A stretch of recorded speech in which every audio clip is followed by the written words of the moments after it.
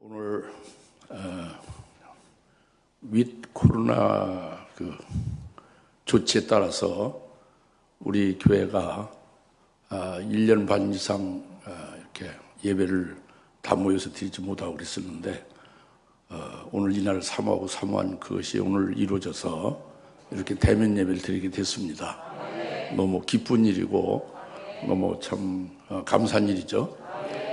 그리고 이제 이것은 이제 윗 코로나 조치의 이제 1단계고 이 코로나 사태가 이제 많이 좋아지면은 진정되면은 이제 2단계 2차 조치, 3차 조치에서 우리가 마음껏 이제 여기 앞에 찬양 인도자 최명수 권사님 찬양 인도가 우리가 보질 못했잖아요. 그렇게 찬양 인도와 찬양을 함께 해서 하나님 앞에 우리의 마음이 활짝 열려서 예배를 드리며 은혜 받을 수 있는 이런 것이 지금 안 되고 있잖아요. 이죠? 이것이 될 수 있도록 그리고 우리가 뜨겁게 기도해서 통성을 기도하고 기도회를 갖고 여러 가지 모임을 통해서 이제 마음껏 신령한 교제를 가지고 기도하고 이런 것이 되어야 되지 않겠습니까? 그것이 이루어지기를 바라는 거죠. 자꾸 좋아져서 상황이 그리고 이제 오늘 이제 성가대도 오늘 이제 이렇게 또 예배를 도우며 이제 하게 되고 주일학교부터 시작해서 학생들 다 이렇게 원래대로 회복해서 예배를 드리게 됐습니다. 이제 우선 아쉬운 대로 참 감사한 일이죠. 우리가 바라는 것은 이 코로나 이것이 이제 잘 진정될 수 있기를 바라면서 우리 자신이 잘 주의를 해야 됩니다. 주의를 해야 되는 것은 방역에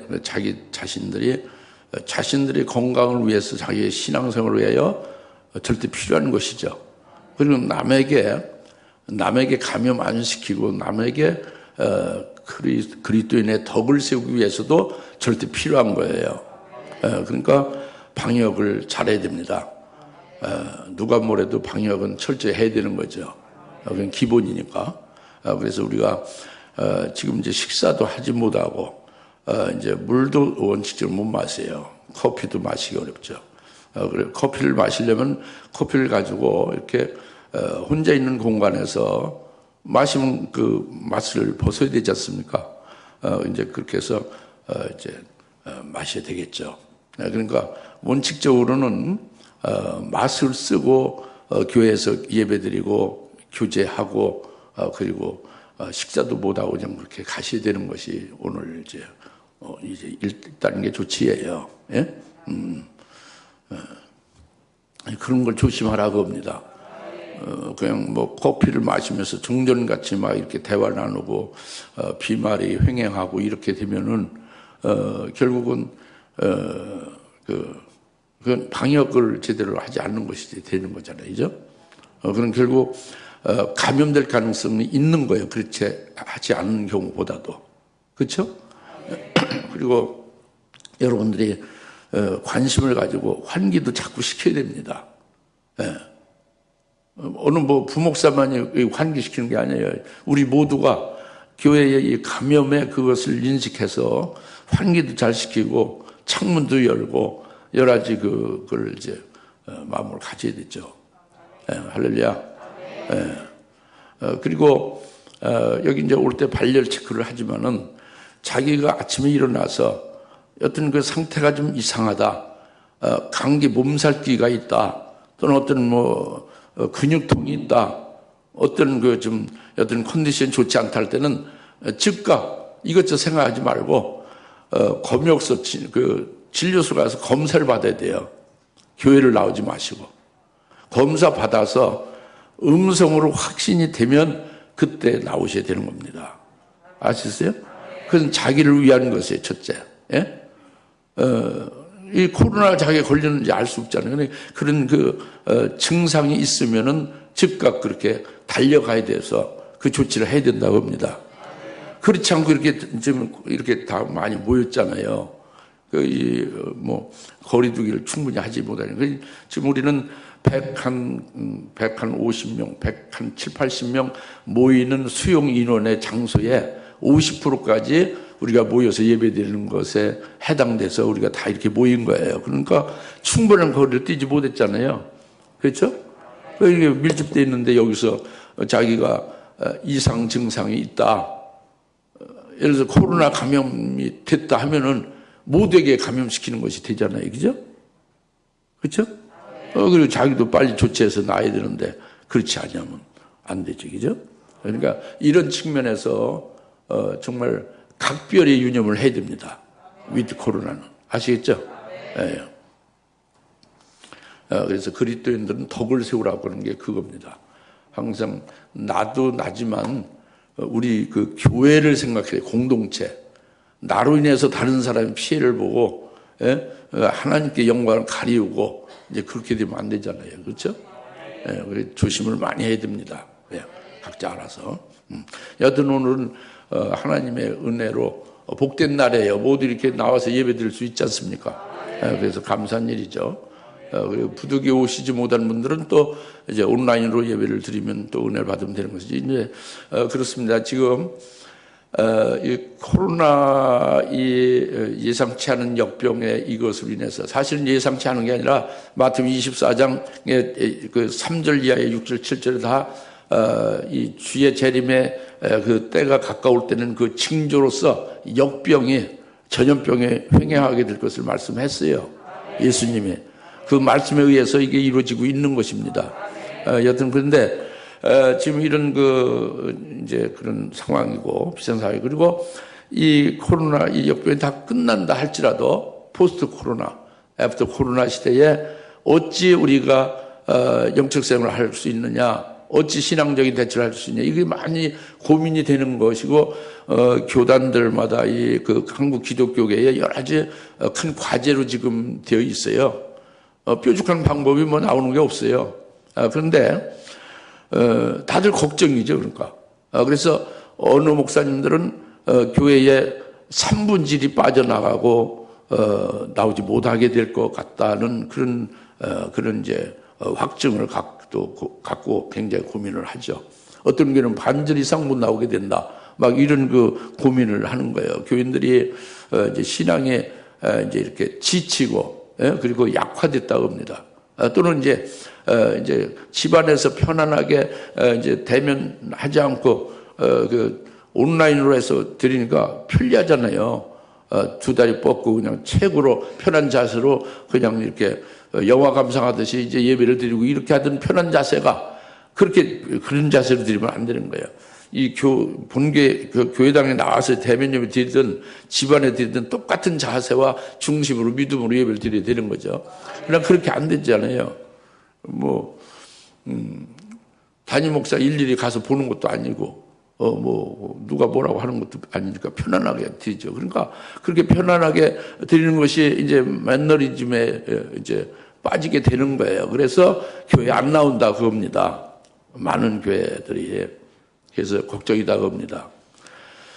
그래서 오늘 말이죠. 각 교회는 그 총동 주의를 하고 무슨 큰 행사를 하고 막 이렇게 해서 여튼 다시 소생시키기 위해서 엄청 이벤트를 합니다. 우리 교회는 그냥 편안하게 이렇게 별 이벤트 없이 이렇게 정상 예배만 드리고 있지만, 근데 여러분이 분명히 아셔야 될 것은 오늘 말씀보다도 중요한 걸 좀 말씀드리는 거예요. 이 말씀 오늘 보좌 앞에 수정 같은 유리바다 이거 백날 들어도 여러분에게 믿음이 되나 무슨 기쁨이 되나 자기 관계가 되나 말씀 따로 자기 따로 이렇게 생각하면 아무 소용 없잖아요.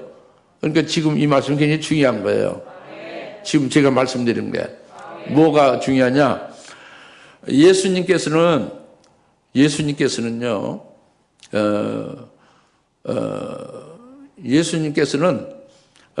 그 진짜 백의 알짜 성도들, 알짜 주님을 따르는 진짜 믿는 자들을 데리고 큰 높은 산으로 올라가서 아주 높은 진리, 높은 신앙과 높은 하나님의 말씀에 속한 것들, 고단백의 말씀이죠. 이런 것을 주기를 원하시는 거예요. 이런 것을 받을 수 있고 주님이 이끄는 대로 따라가서 고단백의 아주 높은 수준의 말씀을 듣는 자들은 12제자가 되는 거예요. 그 제자 신앙이 되는 거죠. 그러나 그렇지 않냐는 많은 예수 믿는다고 하는 그냥 그 교회만 왔다 갔다 하고 뭐 그냥 복 달라고 그냥 기도나 하고 뭐 그 육신 병이나 붙여달라고 기도나 하고 뭐 자녀 잘 되게 해달라고 기도나 하고 이렇게 왔다 갔다 하는 사람은 절대 주님이 높은 게 이끄는데 올라가지 않습니다. 그래 주님을 따르질 않아요. 여튼 이것이 허다한 무리잖아요. 마태복음 4장 허다한 무리.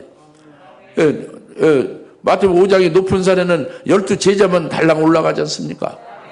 그래서 그 깊은 산상수훈, 황금률의 그 말씀을 받지 않습니까? 그 제자들이 오늘날 이제 이어서 오늘 이 교회까지 이렇게 오게 하는 그들이 기둥이 되는 거예요. 허다한 무리들은 그들 사라져버리고 마는 거예요. 그리고 예수님 산에서 내려올 때에 마태복음 8장에서 다시 모여서 또 그냥 복받기나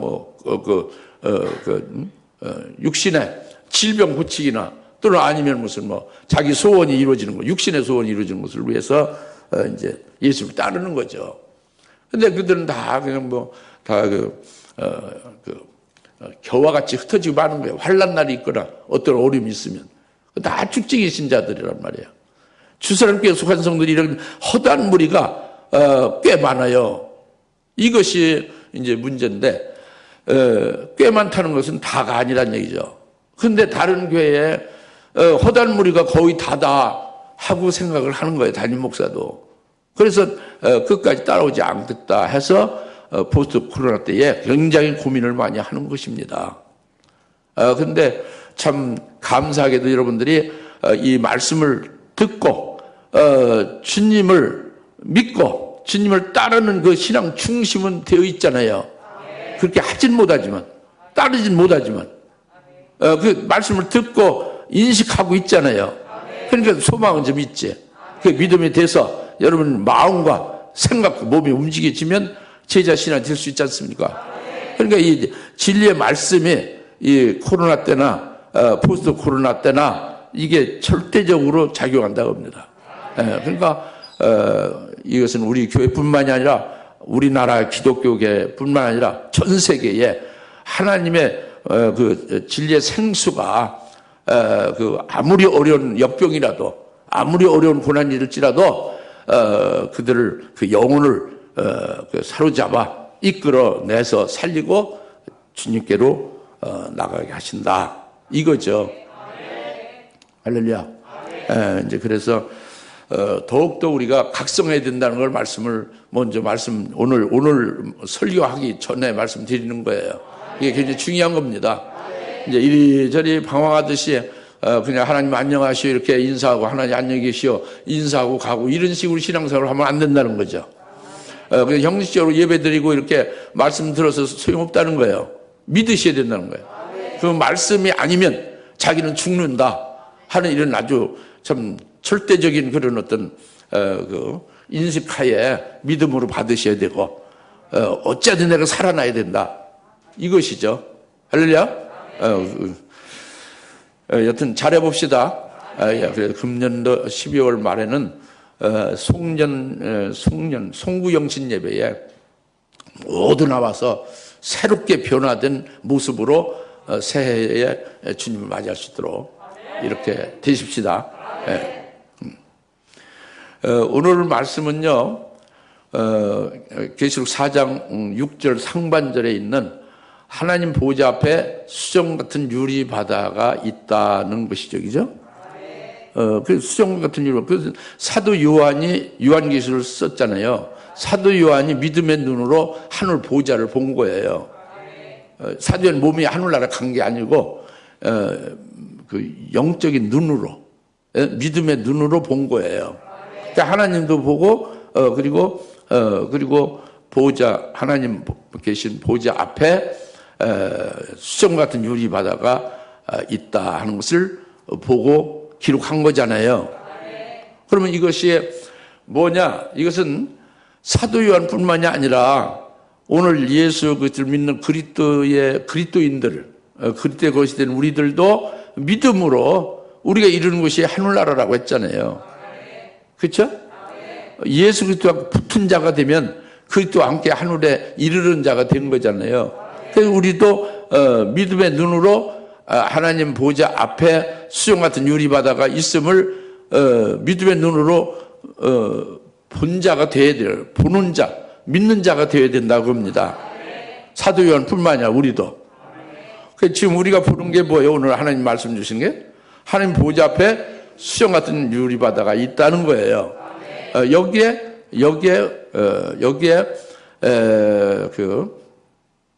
누가 그 수정과 같은 유리바다가 무엇이냐? 첫째, 그 무엇을 의미하냐?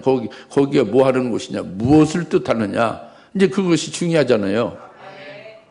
보좌 앞에 수정 같은 유리바다가 있다는 게 그게 나하고 무슨 상관이 있느냐?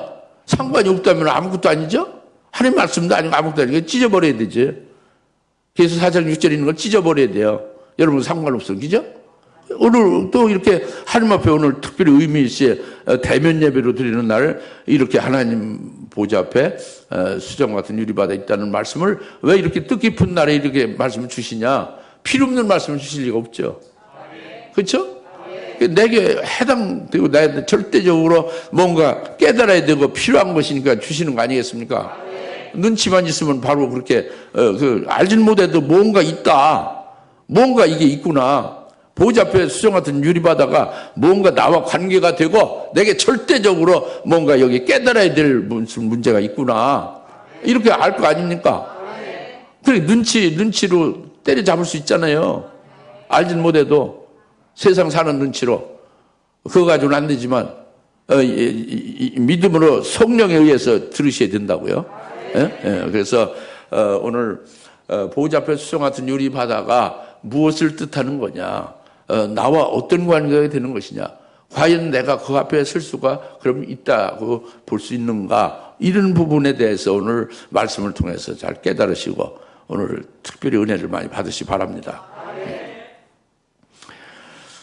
지금 여러분이 사전적으로 알고 있는 그런 지식은 별로 도움이 안 돼요. 오늘 하나님 앞에서 예배 드리는데 하나님이 주시는 말씀이라고 제발 믿으세요. 제발 믿으시라고. 지식에 그저 하나 더 덧붙이는 것이 되는 게 아니라 오늘 설교는 이런 말씀의 지식이다. 그걸 머리에다가 담아가지고 가야 무슨 소용이 있습니까?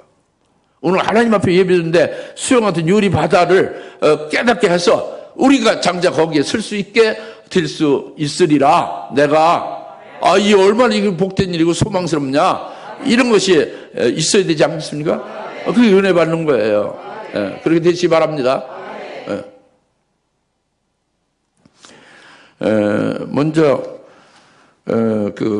이제 오늘의 만나에 네 가지로 핵심적인 말씀을 드리려고 하죠. 그러니까 여러분이 교회 와서 예배드리기 전에 멀뚱멀뚱 그냥 앉아만 계신 게 아니고 또는 뭐 기도만 장장 오랫동안 하는 게 아니라 이 오늘의 만나, 오늘의 하나님이 주실 말씀을 미리 이렇게 주는 경우는 얼마나 큰 복이에요. 오늘 말씀 미리 주신다는 말이에요. 선도적으로. 그러니까 이것을 쭉 묵상하시고 이 뜻이 그런가 하여 해서 사모하고 그렇게 해서 준비. 그러니까 학교에 공부 잘하는 학생은요 반드시 예습을 합니다. 오늘 하나님 선생이 뭐를 가르칠 건가? 그냥 맨날 배운 거 복습하기에 바쁘고 하는 사람은 1도 못 해요. 우수한 학생이 못 되는 거예요. 그 복습은 간단한 거예요. 미리 무엇을 말할까를 예습하고 그다음에 그것에 의해서 공부를 가르칠 때에 아주 굉장히 감칠맛나게 공부를 할 수가 있어요. 미리 생각했었으니까. 그와 이제 안 맞는 것도 많을 거고 그러니까 재밌죠. 그렇게 해서 이제 특별한 것만 메모를 딱딱 해서 나중에 시험 공부할 때는 시험 공부할 거 없어요. 그 메모만 가지고 이렇게 훑어보면 한 시간이면 시험 공부 충분히 하는 거예요. 하루 종일 걸릴 필요가 없는 거예요. 그래서 100점 맞는 거예요. 이와 같이 신앙생활 똑같은 겁니다. 여러분이 교회 와서 예배드리기 전에 오늘의 만나 보호자 수정 같은 유리바 1, 2, 3, 4 딱 나와 있잖아요. 이것을 상고해야 된다고 묵상하고 예습을 해야 돼요. 할렐루야.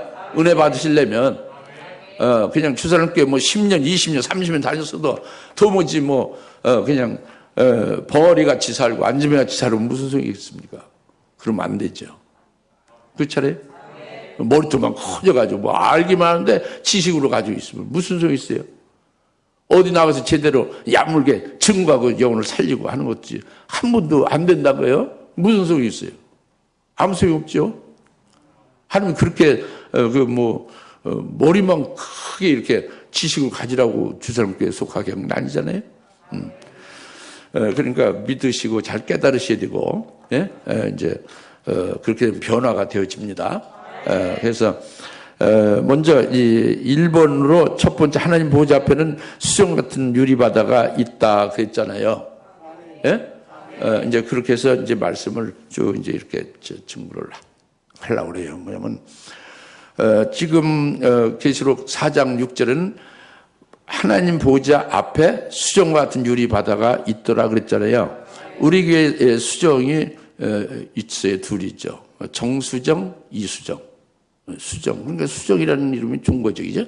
수정이 좋으니까 수정이라는 이름을 썼죠. 둘이나 있잖아요. 예? 뭐, 인숙도 많지, 뭐. 최인숙, 박인숙, 뭐, 또 인숙 있나? 이렇게 인숙 이름이 좋고요. 어질고 맑으니까 좋죠? 수정이 좋은 이름이니까 이렇게 이름을 많이 쓸 거 아니에요. 예? 하나님 보좌 앞에 수정 같은 유리바다가 있다는 것이, 이것이 이제 중요한데, 근데 이게 이제 이제 한글 번역 성경이잖아요. 이제 원래는 한국말로 하나님이 예수님 말씀한 게 아니에요. 헬라어로 말씀했고, 헬라의 원문 성경이 있죠. 헬라의 원문 성경에는 하나님 보좌 앞에 수정 같은 유리바다가 있더라가 아닙니다. 그 헬라어 원문에는 에고피온 토 드로눈, 에고피온 토 드로눈, 이거는 에고피온은요, 뭐 앞에란 얘기예요. 토 드로눈은 보좌요.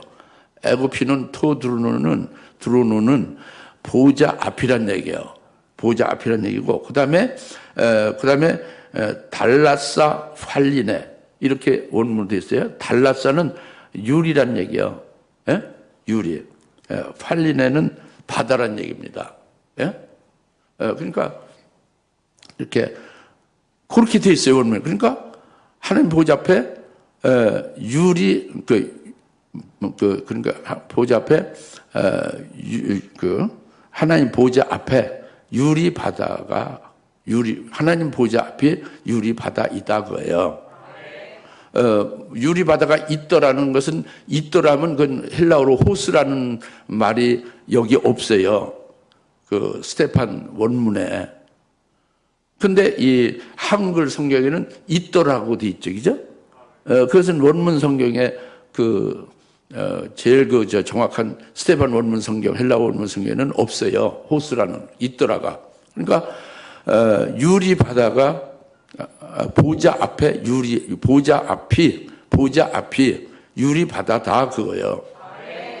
보좌 앞에 유리 바다가 있더라는 이 한글 성경과 원문 성경의 보좌 앞이 유리 바다다 하는 말이 같아요, 틀려요? 틀리죠. 그게 뭐 좀 있더라는 말만 하나가 빠지는데 의미는 확 다르잖아요. 보좌 앞에 모두가 다 유리 바다다 이거예요, 원문이. 보좌 앞에 어느 유리바다 하나 이렇게 있더라 그게 아니라 하나님 보좌 앞은 다 모두 유리바다다 그거예요. 수정 같은 유리바다다. 아셨습니까? 지난번에 수련회 때 수련회는 벌써 옛날 얘기 같죠. 코로나 팬데믹으로 해서 2년 전에 했잖아요. 그죠? 2년 전에 수련회 때 이걸 말씀을 드렸어요. 얼마나 여러분이 이렇게 담고 있는지 모르지만 다시 말씀드린 거죠. 그러니까 하나님 보좌 앞에 유리 바다 있다 그겁니다.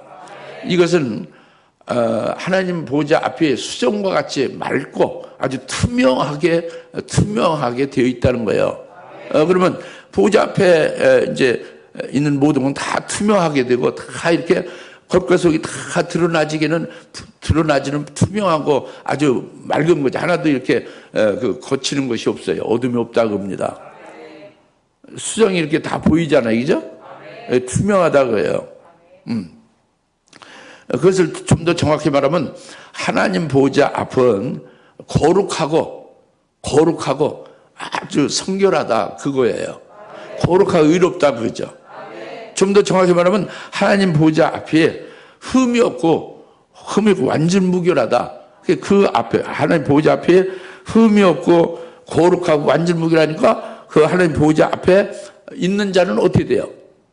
그와 같이 되어야만 돼. 왜? 왜냐면 그 수정같이 그렇게 투명해서 그게 아주 맑고 하나도 이렇게 안 드러나는 것이 없이 다 나타나잖아요.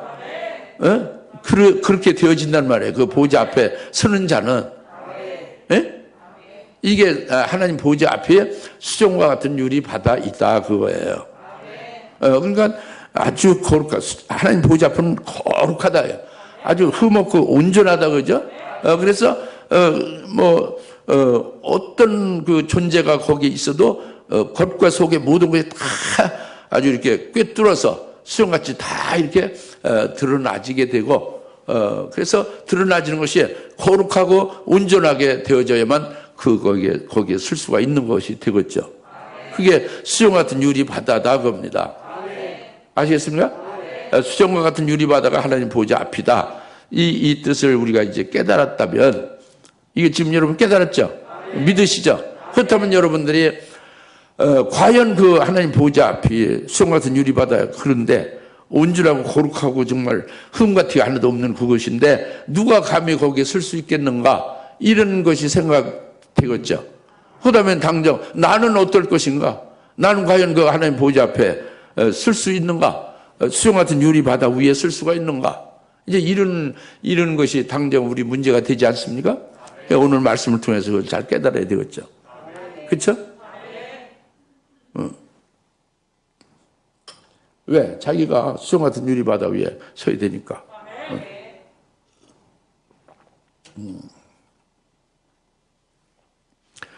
근데 이걸 깨닫기 위해서는요, 하늘의 그것에 그림자로 솔로몬 성전이 있죠. 어떤 그의 해막이 있고 어떤 성전, 구약 성전이 있지 않습니까? 성전에 바다가 성전에 있습니다. 역대하 4장에 1절부터 바다가 나오죠. 예? 바다를 만들어 성전에 바다가 있습니다.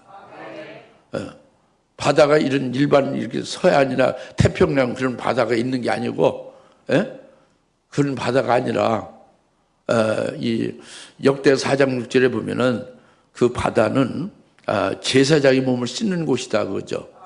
그러니까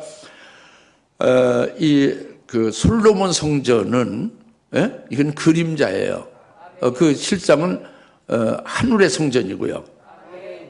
지루하죠. 잘 들으시오. 길어봤자 20분이니까. 20분 정도 못 참아요? 20분 참으면 영원히 살 수 있는데 20분 못 참으면 영원히 멸망할 수 있고 그러니까 20분 참고 좀 집중해서 들 수 있죠. 그죠? 구약 성전, 솔로몬 성전 같은 것은 그림자고 그 참된 것은 뭐냐? 실제는 뭐냐? 그것은 하늘나라의 성전이다 겁니다. 근데 하늘나라의 성전이 어떻게 만들어졌느냐? 그렇게 생각할지 모르지만 요한계시록 21장 22절에 하늘나라의 성전은 무슨 이런 그 세상에 있는 성전이 아니고 하나님과 어린 양의 바로 성전이다 그거예요. 이것이 실상이에요. 그러니까 그 성전의 바다가 그 역대하 4장에 있다고 그랬죠. 이 바다는 그 실상이 하나님과 어린 양의 실상이니까 하나님과 어린 양에 앉아 계신 보좌 앞이 전부 바다란 말이에요.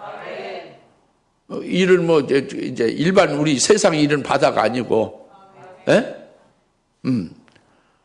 그 바다에서 이제 뭐가 해당이 되느냐 하는 것은 역시 역대하 4장 6절에 제사장의 그 바다에서 성전에 있는 바다에서 몸을 씻는 곳이다 그거예요. 몸을 깨끗이 바다에서 씻는 거죠. 물두멍이라고도 하고 물 대야라고도 하고 그렇게 여러 가지 나올 수 있지만 바다라고 했죠, 그죠?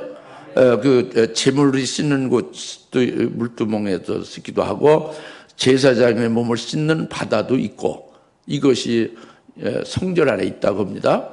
이것은 그림자다. 그러니까 율법으로 하나님 앞에 제사 드릴 때는 반드시 특별하게 제사장만이 드릴 수 있는 거예요. 제사장에 제사를 드리려면 성전에 들어가서 드려야 되잖아요. 그럼 반드시 바다를 거쳐가야 되고, 바다 거치기 전에 제단을 거쳐서 바다에 와서 몸을 씻어야 된다고 합니다. 네? 제단에서 그 제물의 피를 가지고 그 피를 바른 후에 바다에서 자기 몸을 씻어야 제사장에 그 하나님 앞에 제사를 드릴 수 있다, 그거예요. 그것이 바다에서 제사의 몸을 씻는 겁니다. 아시겠습니까? 이것이 율법에 의한 성전에서 바다에서 제사장 몸을 씻고 하나님께 제사 드리며 섬기는 거예요. 근데 오늘날은 어떠냐고요? 오늘 율법에 의한 제사를 드리는 게 아니라 양이나 소를 갖다가 지금 피를 내서 죽이고 그 피를 가지고 여러분 두는 것도 아니잖아요? 그런 구약의 율법 제사 아니잖아요?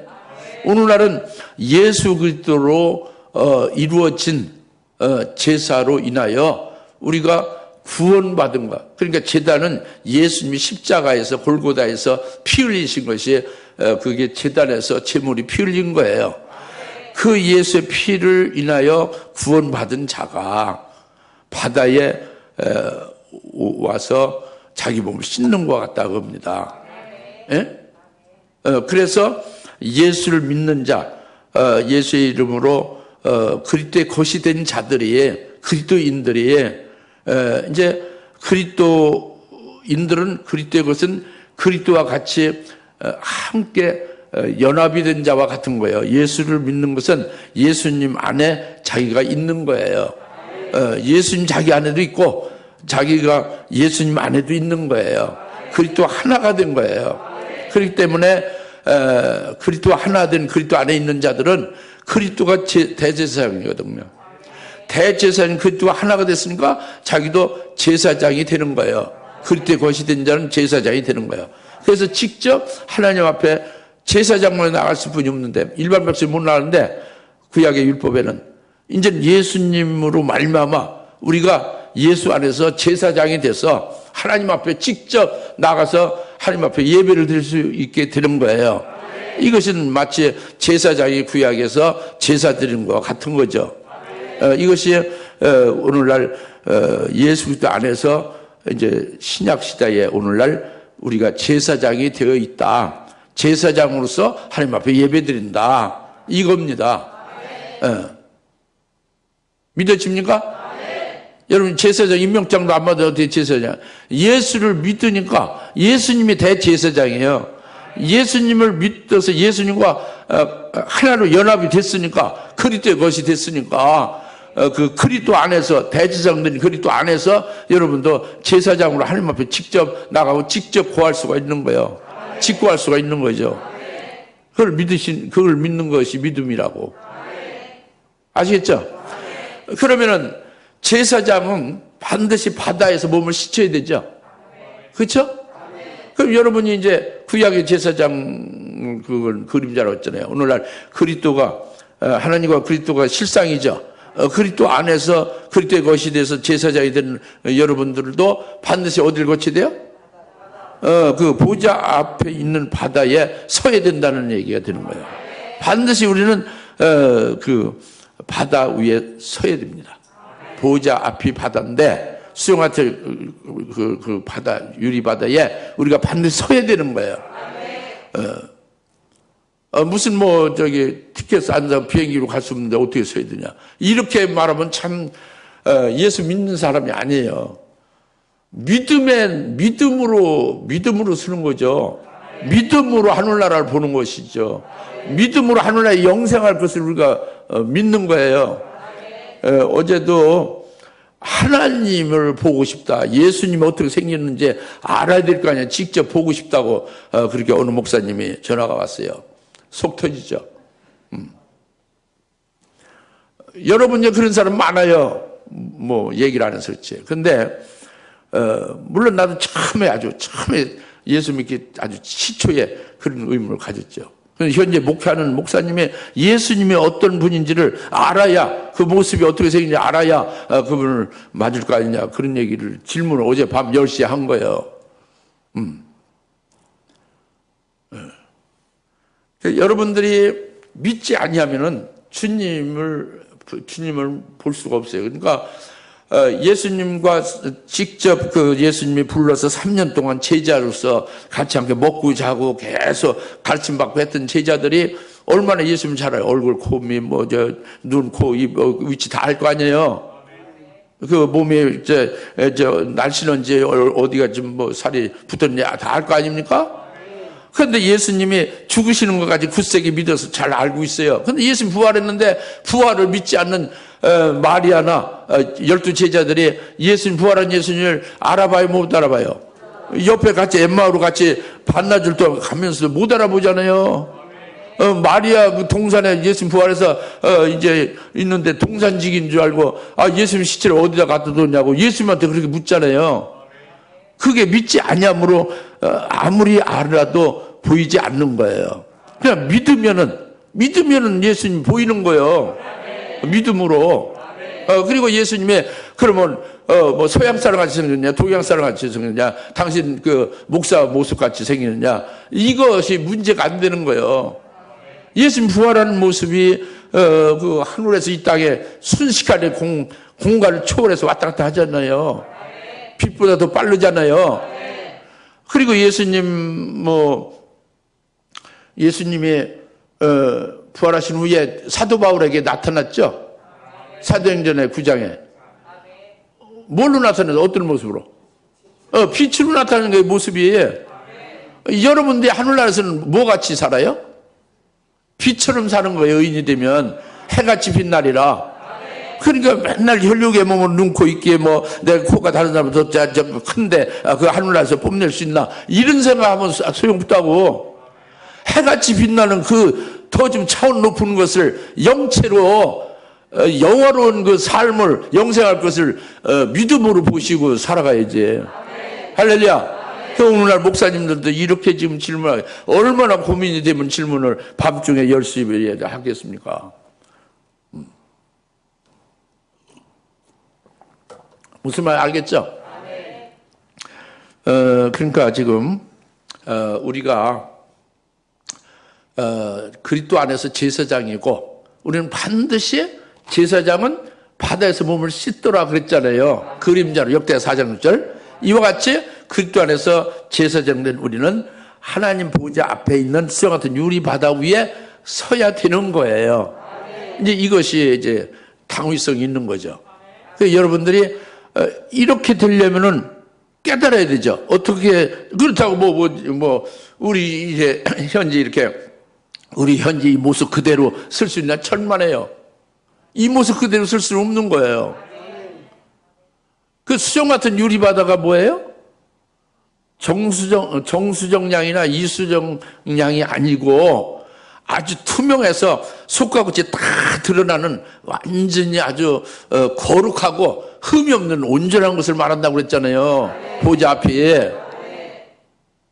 그것을 빗대서 수정과 같다고 그랬잖아요. 유리바다가. 그 거룩하고 온전해야 되는데 그런 자가 쓸 수 있는 거예요. 그렇지 않은 자는 끊어지는 거죠. 쓸 수가 없지. 죄인이 거기 쓸 수 있습니까? 속에 악이 가득한데 쓸 수 있습니까? 그거 안 되는 거죠. 그죠? 잘 아시겠죠? 그러니까 이게 이제 과제잖아요.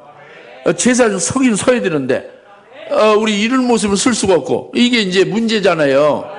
그것을 오늘 말씀을 드려서 깨달고 은혜 받고, 그렇게 쓸 수 있는 자가 될 수 있기를 바란다는 거예요. 그래서 하나님 말씀을 주시는 거예요. 이제 그래서 세 번째 말씀이 그겁니다. 보좌 앞에 서는 자들의 상태와 모습에 대해서 이제 말씀을 드리고자 하는 것이죠.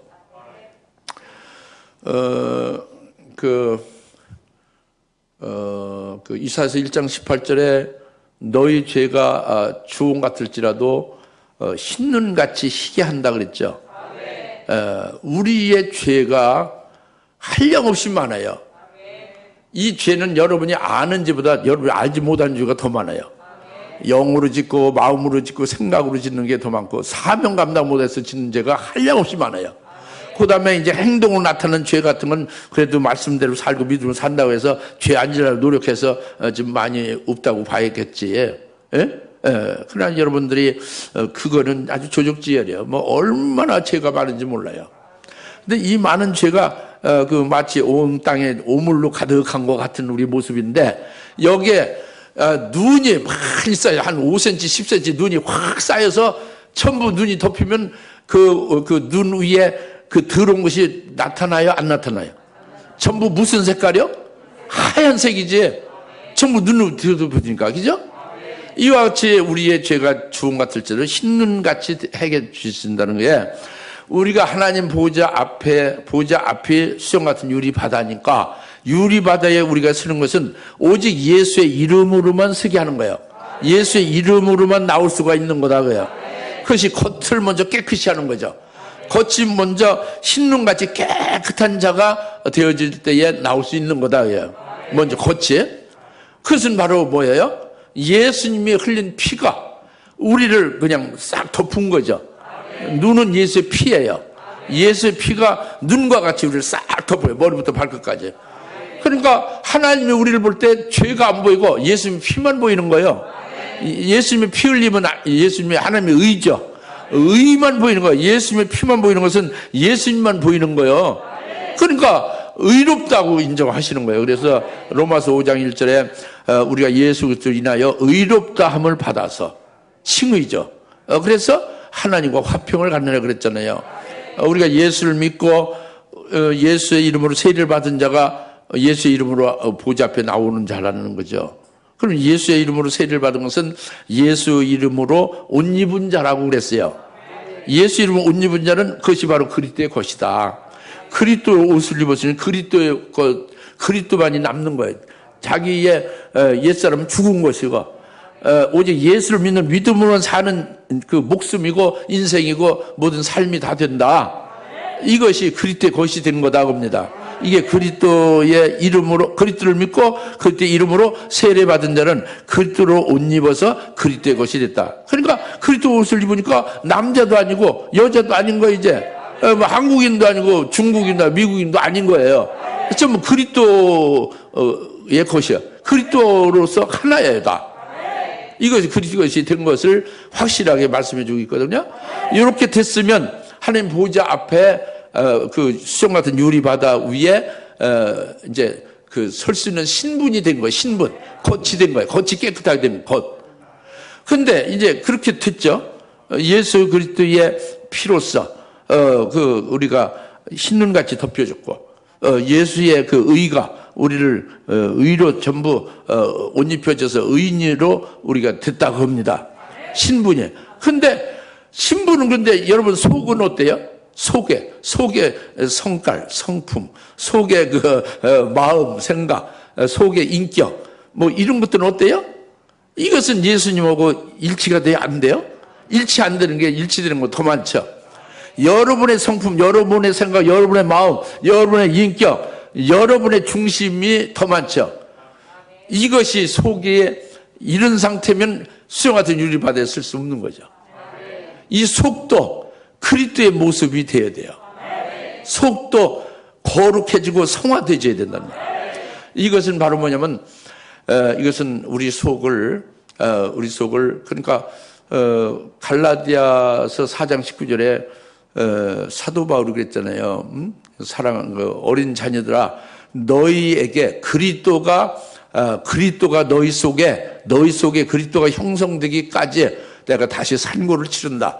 너희 속의 속사람, 속의 모습이 그리스도가 이루어질까, 그때 형상이 되기까지 내가 다시 산고를 치른다고 해요. 그러니까 갈라디아 교인들이 그 속사람이 아직 뭐예요? 어린 자녀들로 아직 시커먼 게 많다고 해요. 자기 멋대로 된 그런 성품과 인격이, 신격이 안 됐어요. 그리스도의 인격이 안 됐어요. 그때 그리스도의 중심이 안 돼 있다고 합니다. 그러니까 너희 안에 그리스도가 형성되기까지 다시 산고를, 해산의 수고를 치른다고 합니다.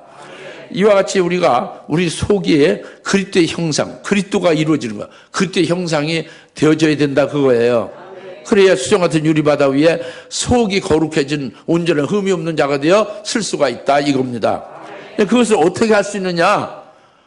그것이 전부 다 이제 믿음으로 되고 은혜로 되는 것이 이제 뭐냐면 우리 속에 그리스도의 형상이 되고 그리스도가 이루어지게 되려면 하나님의 말씀이 가득 채워져야 돼요.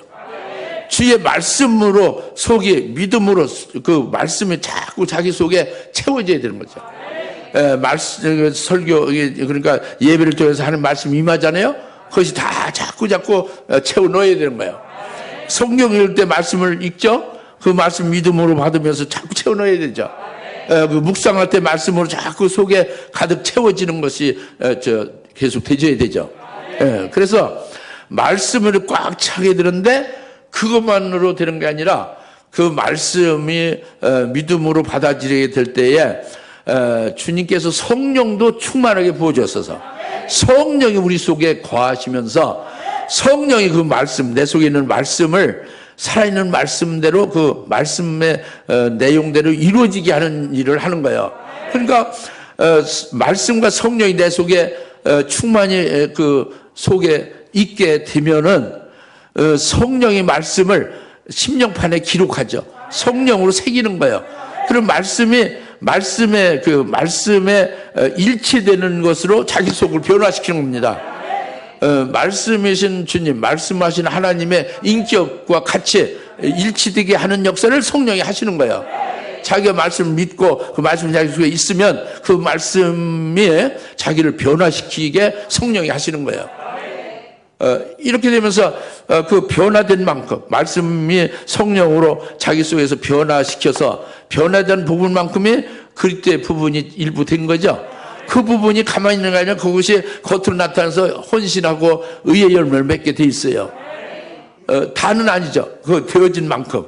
근데 그게 자꾸 가득 속이 채워져서 자기 속 사람이 완전히 말씀을 꽉 차서 완전히 그리스도의 형상으로 속이 완전히 되어지면 겉으로 나타나는 것은 예수님 같이 나타나겠죠.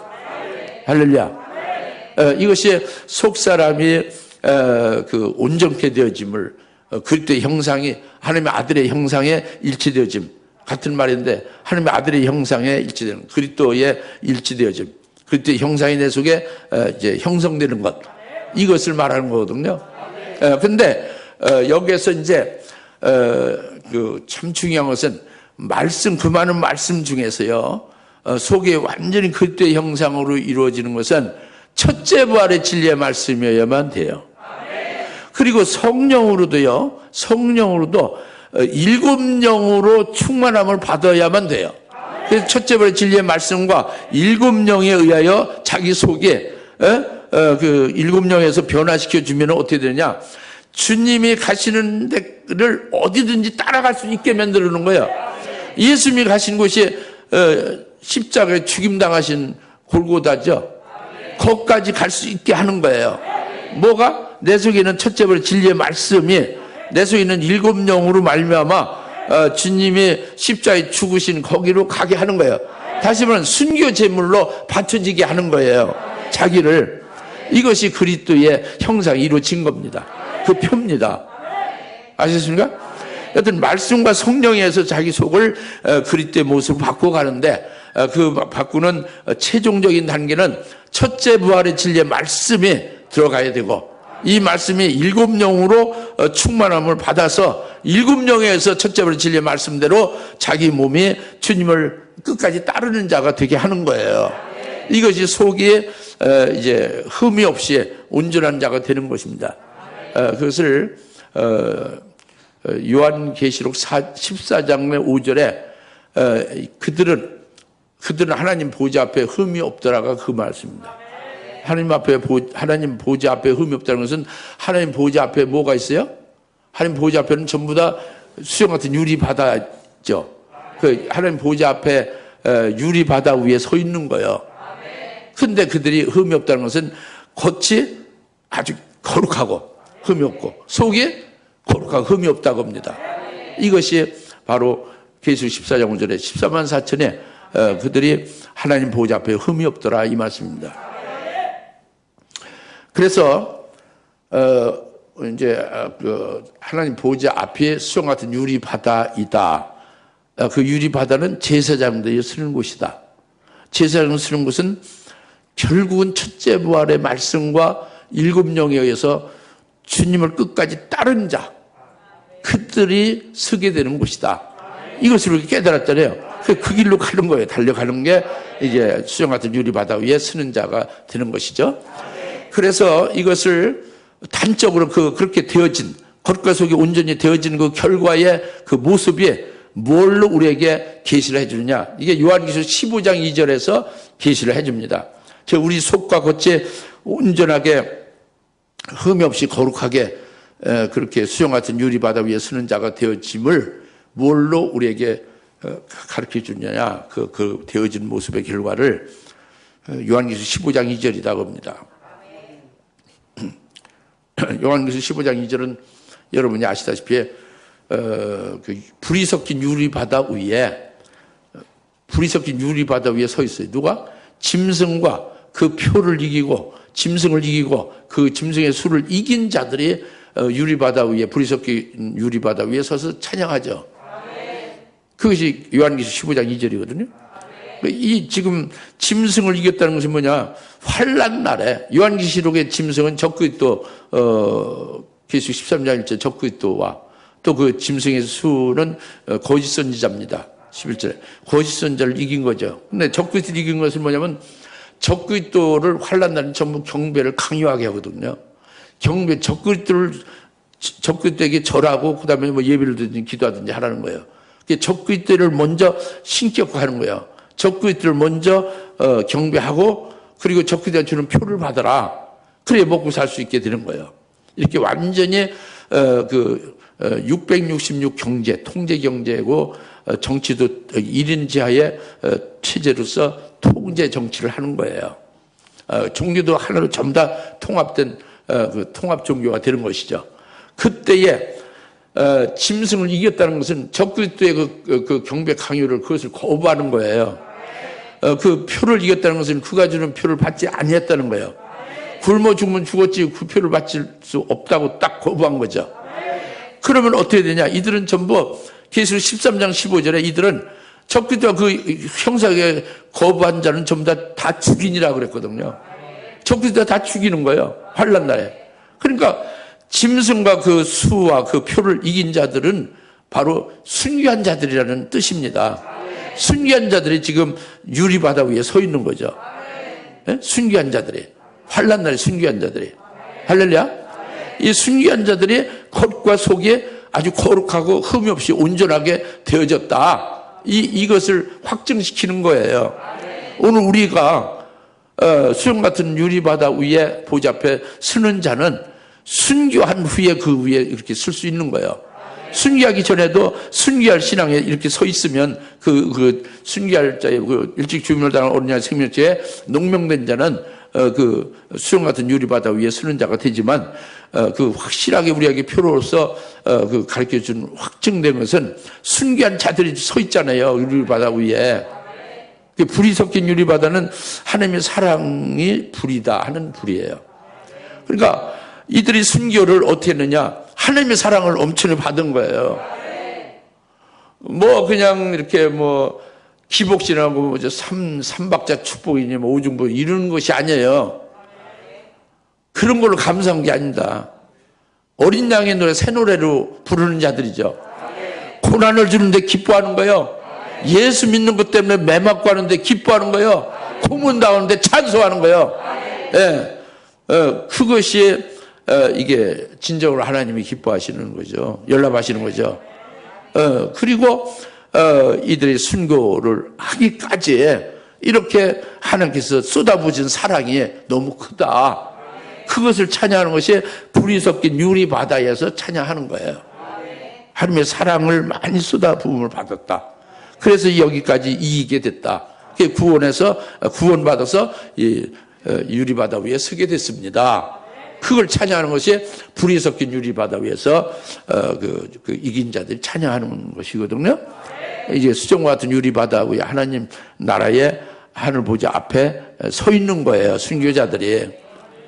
이것이 다른 사람이 아니라 오늘 우리 나나 여러분이 앞으로 환난 날에 순교를 통해서 이 자리에 서게 될 것을 확실하게 예언해 주는 말씀이라고 믿으십시오. 그래 받으십시오.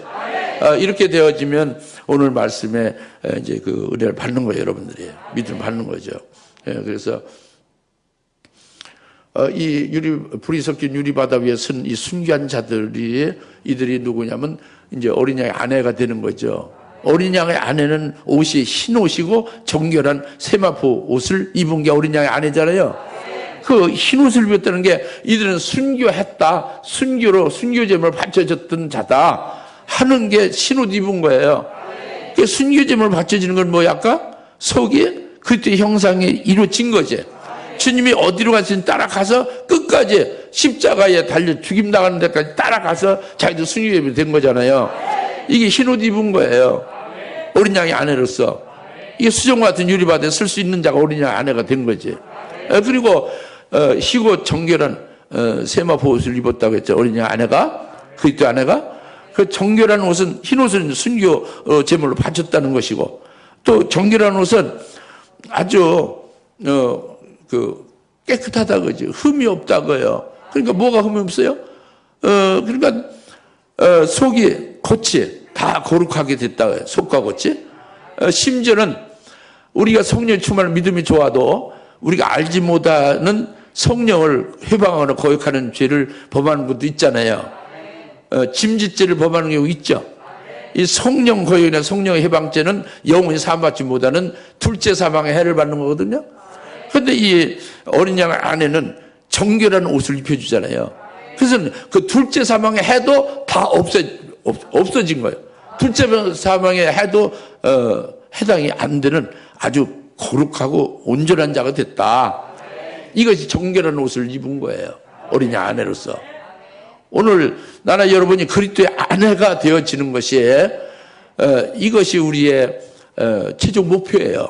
주님이 재림하실 때 그를 신랑으로 맞이하는 신부가 되어짐에 이 최고의 복입니다. 첫째 부활을 해가지고 이것이 수정 같은 유리바다 보좌 앞에 있는 거기 위에 서는 자가 되는 거예요. 어린이 아내로. 할렐루야. 이것을 잘 믿으시고 지금 거리가 있어도 그 믿긴 하지만 그렇게 되어지면 어린이 아내의 거리가 있어도 믿음으로 땡겨서 얼마나 될 수가 있어요. 하나님의 은혜로 될 수 있는 것입니다.